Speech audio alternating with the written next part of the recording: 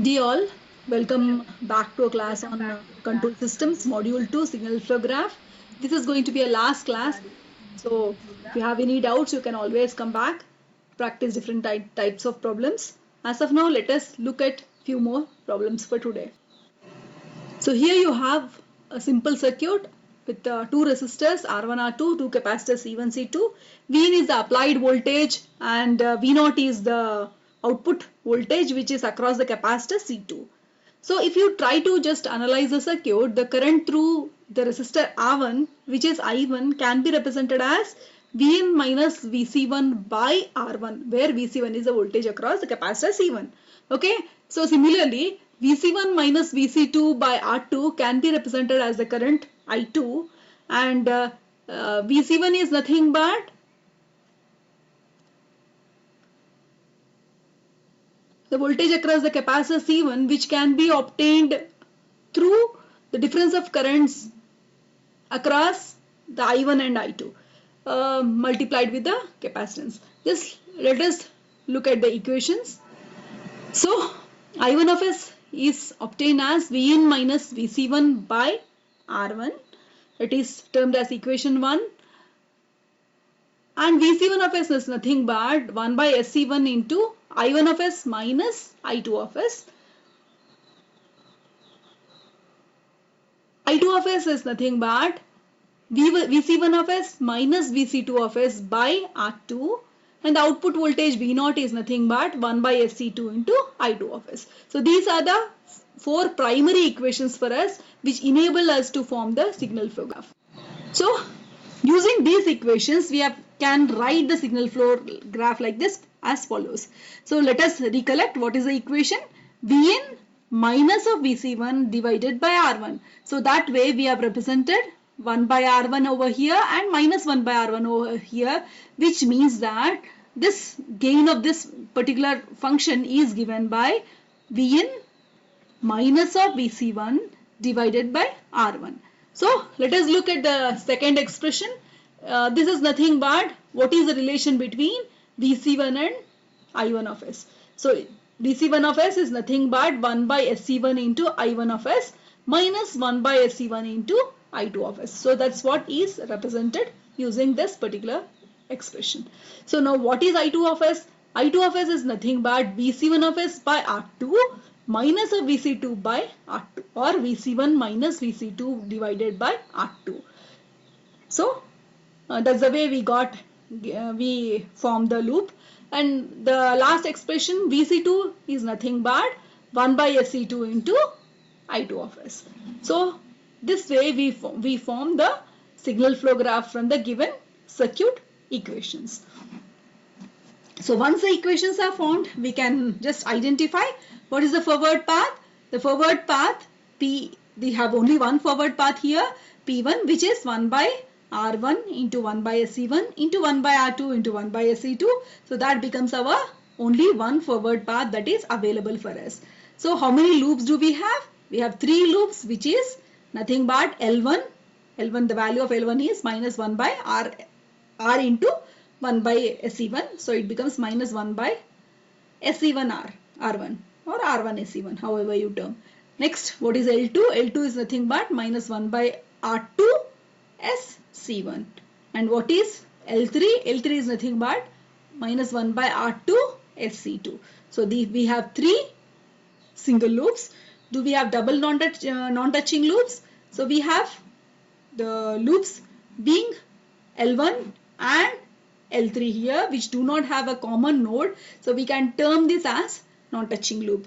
So we have the product of L1 and L3 as our NL1 or non-touching loops. We do not have triple non-touching loops in this particular.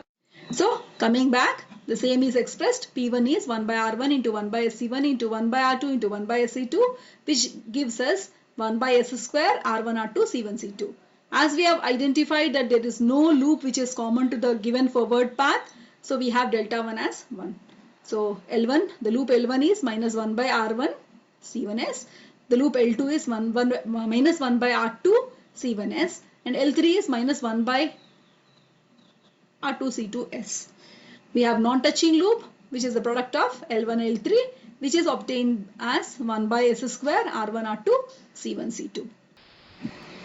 So our Mason's gain formula says sigma pk delta k by delta. Here we have P1 delta 1 by 1 minus of 3 L1, L2, L3 and then one non-touching loop NL1, which is the product of L1 and L3. So substitute these expressions of corresponding gains, and finally we obtained our output as 1 by S square into R1 R2 C1 C2 plus S into R1 C1 R1 C2 plus R2 C2 plus 1. So this is our final solution. We solved this problem previously in the class by using the conventional equation method. Try to cross verify whether we obtained the same or not. Okay, and try to redo the problem if to practice. Let us look back at some problem. Here we have a small variation. The output capacitor has been replaced with inductor. That's it. There's no difference in this particular problem. First one is G1 G2, second one is G3 G4, third one is G5 G6, fourth one is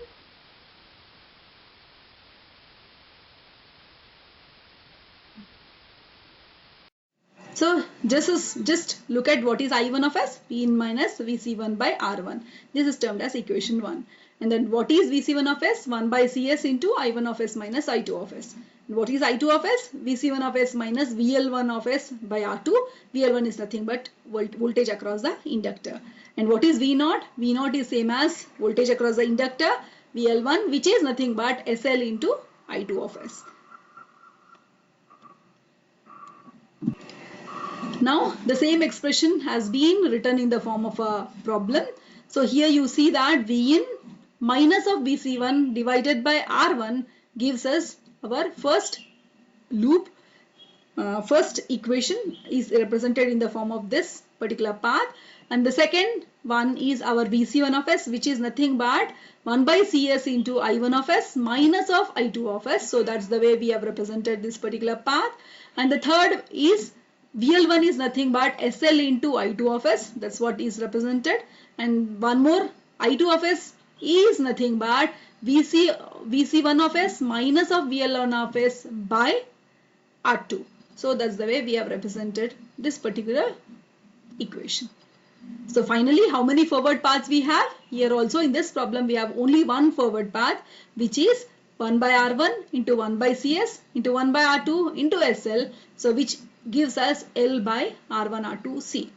Here we do not have any path which is any loop which is not common to this particular fundamental path.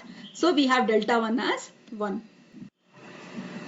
Rewriting our gain equations, L1 is minus of 1 by R1 CS, L2 is minus 1 by R2 CS, L3 is minus of SL by R2, and L1 is the product of L1 and L3, so which gives us the value of L by R1 R2 C.